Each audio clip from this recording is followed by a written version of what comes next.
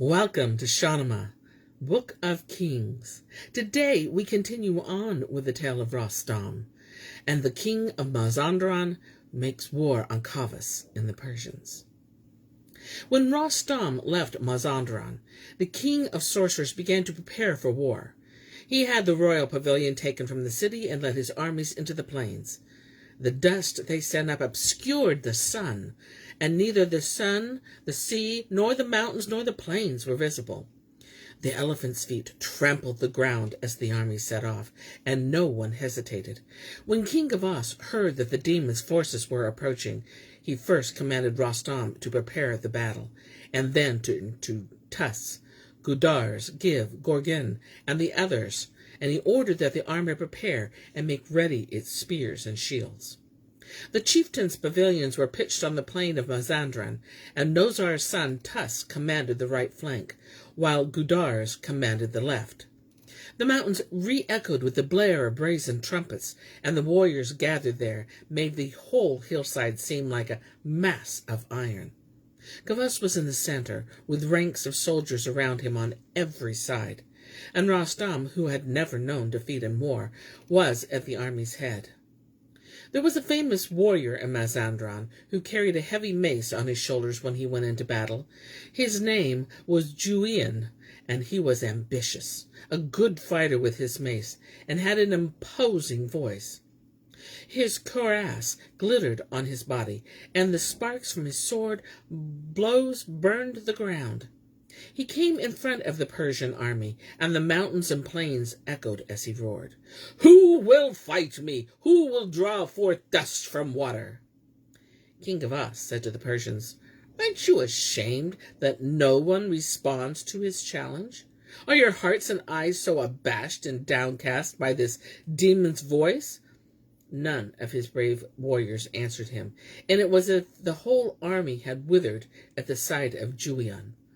Then Rostam tugged at his reins and rode up to the king, flourishing his lance. He said, "Give the order, your majesty, and let me confront this demon." Kavus replied, "No Persian wants to fight him. The task is yours."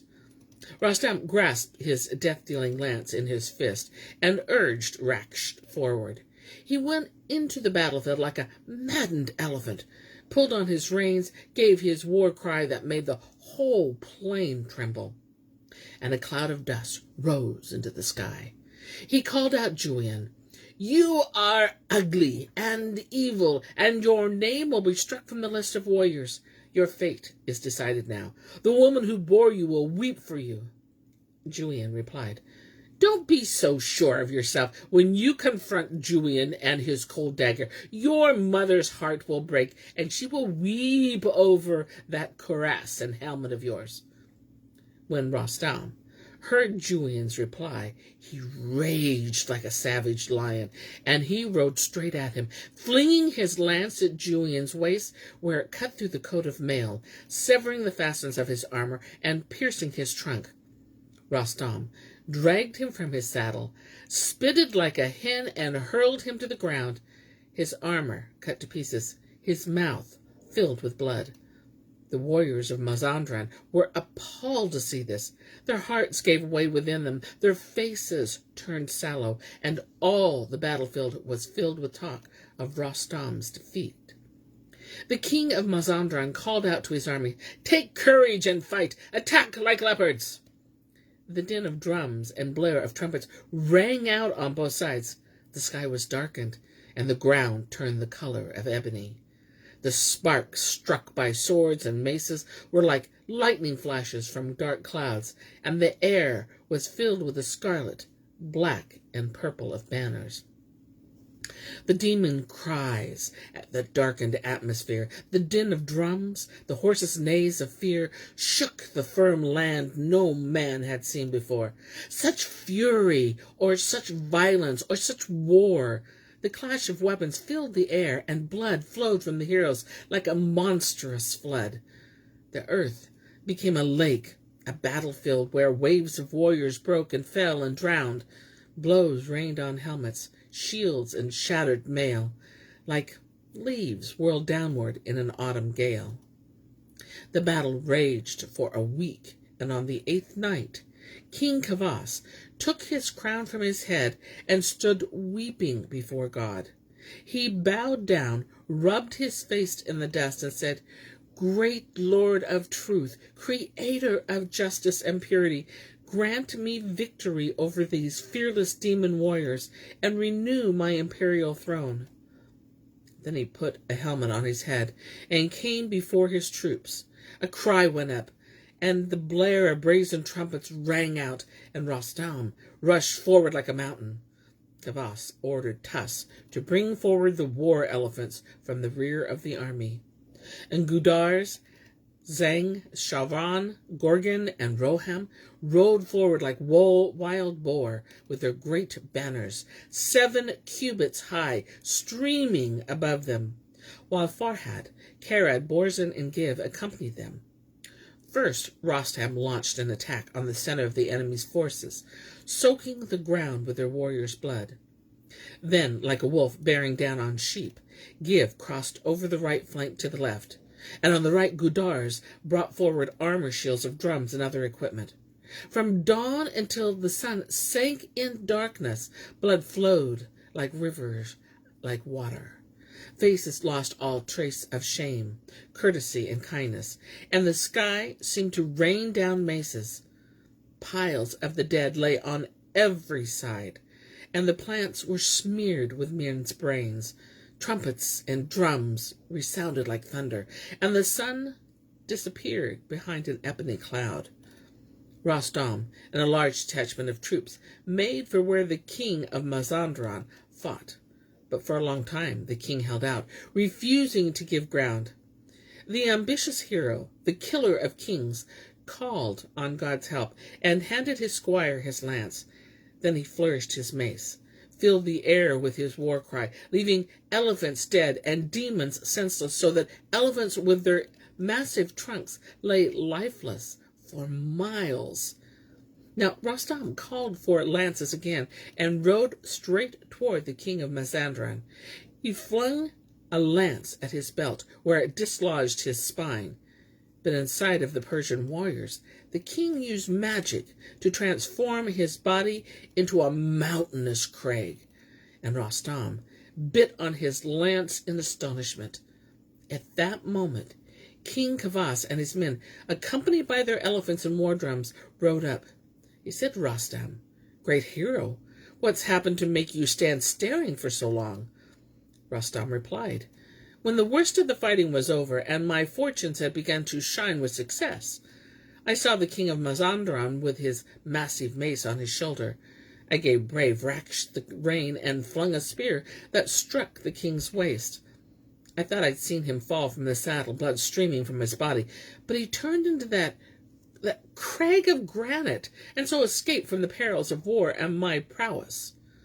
Every man in the Persian camp who had any strength in his grip tried to lift the granite rock that enclosed the king of Mazanderan, but it could not be shifted from its place. Then Rostam opened his arms and, without testing its weight, lifted the rock while the army looked on in wonder. He walked with that craggy mass while a crowd of men followed him, calling down blessings on him and scattering gold coins and jewels over him. He carried it to the space in front of the king's pavilion, where he flung it down and placed it in the Persians' disposal.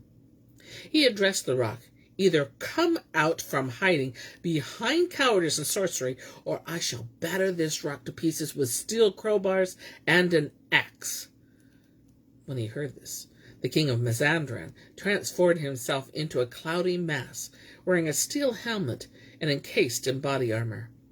Rostam seized him by the arm and laughed as he dragged him before King, to whom he said, "I brought that mountainous crag whose fear of axes has made him tired of fighting with me." Kavus looked at the king of Mazanderan's face and saw nothing there that was worthy of a throne or crown. He remembered the suffering he had been through, and his heart ached at the thought of it. His mind filled with wind, and he took his executioner to hack the man to pieces with a sharp sword. He sent someone to the enemy encampment with orders that whatever wealth was there, including coins, thrones, crowns, belts, horses, armor, and gold, should be piled into heaps. Then he had the soldiers come in groups, and he rewarded each man appropriately, giving the most to those who had undergone the most.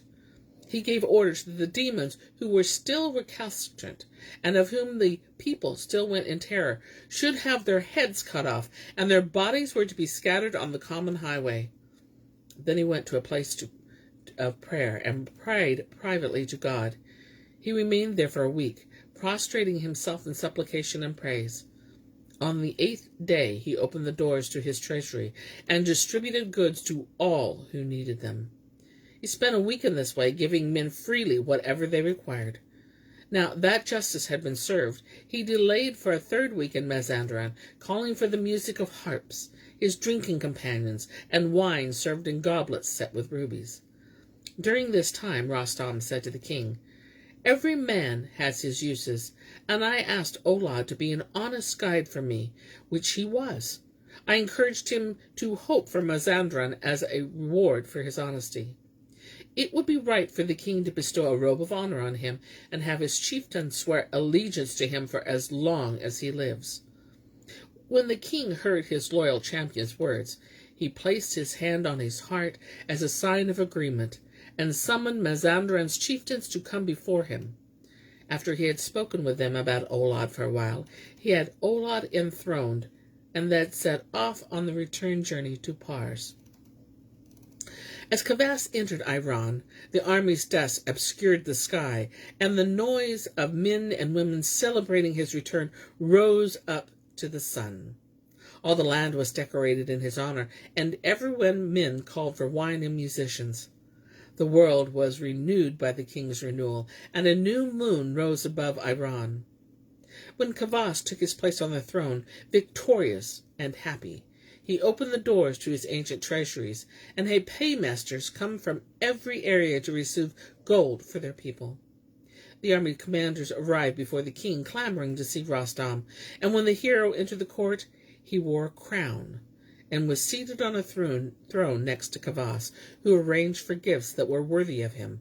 A throne set with turquoise and ornamented with ram's horns, a royal crown set with gems, a set of imperial clothes made of cloth of gold, splendid bracelets and torques, 100 maidservants as lovely as the moon, and wearing golden belts, 100 more with musky hair and fine clothes and jewelry, 100 Arab horses and golden trappings, 100 black-haired camels with golden bridles, royal brocade from Rum, China, and Persia, 100 purses of gold coins, a goblet set with rubies and filled with pure musk, another set with turquoise and filled with rosewater, and all manner of tints and scents and other goods. A scribe wrote a charter on silk using ink made from musk, wine, and aloes, in which Rostam was confirmed in his sole lordship over Sistan. Kavus praised him and said, "May the crown and royal seal ring never lack your support. May kings value you in their hearts, and may your soul be filled with humility and obedience." Rostam bent forward and kissed the throne. Then the city was filled with the din of drums, and everyone took part in the festivities. Decorations were hung on the houses, and the noise of cymbals and brazen trumpets filled the air. And so Rostam departed from the king, who sat on his throne, making the world bright with his righteousness and observance of ancient ways. When the sword of justice he smote the neck of sorrow, and in his heart there was no thought of death. The earth was filled with green growth and streams, and all the world was as lovely as the garden of Aram. The king grew powerful through his just ways and faith, and the hands of Ahriman were tied. The world learned that King Kavus had returned from Mazanderan and once again sat on the throne. Everyone was astonished that he had attained such magnanimity of soul, and men lined up outside the court with offerings and gifts. The world seemed heaven then. On every side, justice prevailed and riches multiplied. We now begin with the king of Mazanderan and his daughter, Sudabeh. Kavus decided to tour the borders of his kingdom. First, he traversed the marches of Turan and China, and then, preceded by the blare of trumpets and the din of drums, he entered the land of Makran, where the country's nobility greeted him with the tribute and presents. From there he went on to Barbary, whose king decided to give battle rather than pay tribute. So many troops were at his command that the sun was darkened by the dust sent up by their horses' hoofs, and in the gloom a man could not distinguish his own hand from the reins he held. The king of Barbary's men came forward in countless bands, surging one after another like waves of the sea. Gudar saw their forces, readied his mace for battle, and with 1,000 armored horsemen, flourishing lances and bows, bore down on the enemy troop. The onslaught broke the center of the enemy's line. Their troops were routed, and their king fled from the battlefield. When the old men of the city saw how the wind of battle blew, they came contrite and wretched before Kavus, saying, "Are your humble servants, and we bring the tribute we've collected to our king, grateful, obedient to your rule. Behold, in place of coins we offer jewels and gold." Kavus made much of them and forgave them and conferred new laws upon them. Then, to the noise of cymbals, chimes, and trumpets, he proceeded toward Bastria and Caucasus. When news reached these areas that King Kavus was approaching, the nobles came out to greet him, bearing presents and tribute, and from there he went on to Scholastica, where Rostam's son Rostam was his host. The king stayed with him for a month, spending the time either feasting with music and wine, or hunting with hawks and cheetahs. But in the rose garden a thorn appeared. When all the world seemed ordered in peace, dissension arose among the Arabs. A rich nobleman raised the standard of revolt in Syria and Egypt, and the people turned from Kavus. When the king learned that a rival for the throne was challenging him, the thunder of war drums rang out, and preparations to leave Zabalestan began. Kavus led his army to the seashore, and there innumerable boats were built and launched. 1,000 leagues the army sailed, and made landfall where 3 countries meet. On the left was Egypt, on the right Barbary, and ahead the waters of Cesar. Beyond them lay Mazanderan. News reached these areas that King Kavus had entered the waters of Cesar, and their countries joined their armies and one another on the Barbary coast. The combined voices of these allies covered the deserts and mountains. The lion had no place for his lair. The wild ass found no way through the plains. The leopard on his crag, the fish in the depths, the eagle in the clouds, all were displaced. There was no room for any animal in all that mighty mass of soldiers. And Kavus disembarked his men. Mountain and desert disappeared. The world seemed nothing but swords and armor. The very stars drew their light from glittering lances. The mountains shook with the blare of trumpets. The earth trembled beneath horses' hooves, and such a din of drums thundered out that the land of Barbary seemed to have become one enormous army encampment. A tucket sounded from the Persian lines, and Gorgon, Farhad, and Tuss rode forward. Further down the line, Gudars, Gil, Shiddush, and Milad also rode out, their lances dipped in poison. They let their reins fall slack on their horses' necks, and bent low over the pommels of their saddles. They charged the enemy. War cries and the clash of arms resounded. Kavus attacked from the army's center, and his troops followed close behind him. The world was darkened by their dust, and crimson blood rained down, spattering the ground as thick as dew, until it seemed red tulips had sprung up between the rocks. Sparks sprang from the clashing blades. The ground was awash with blood, and the 3 armies were so overwhelmed by the Persian forces that they fell back in utter confusion. The first to capitulate was the king of Mazanderan. He flung away his sword and massive mace, and sent a courier asking for quarter. He said he would deliver weighty tribute in the form of horses, weapons, thrones, and crowns if Kavus would not lead his army against Mazanderan. And having heard the message, Kavus answered that as a former enemy now acknowledged Kavus's crown and authority, he would live safely under the Persian's monarch protection. Then someone told Kavus aside and said, "This king has sired a daughter lovely as the spring, more stately than a cypress tree, and crowned by hair like black musk, like a noose unbound. Her tongue is like a dagger lodged between lips sweet as sugar cane.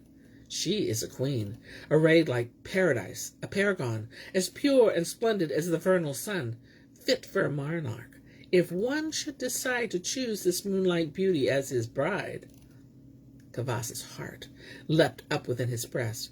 He chose a wise and subtle man for his retinue, and ordered him to go to the king of Mazanderan, and say unto him, Those nobles who best understand the ways of the world seek to be allied to me. Since the sun draws its light from its crown, and the earth is but support for my ivory throne, and all who are not protected by my shadow wither away. Now I seek an alliance with you, washing my face with the waters of reconciliation. I have heard that you have in Perda a daughter who is worthy to be my wife, for she is pure in her lineage, and pure in her body, and praised in all cities by all people. And if you find a son-in-law like myself, the son of Kobad, then the light of heaven has indeed treated you with favor. The courier hurried to the king of Mazanderan's court. Warmly and with eloquence he greeted the king on behalf of Kavus, and delivered the message with him that he had been entrusted. When he heard the courier's words, the king of Mazanderan's heart grew heavy with sorrow and foreboding, and to himself he said, He is a sovereign, world-conquering and victorious, but she is my only daughter, and all the world, and to me she is dearer than life itself.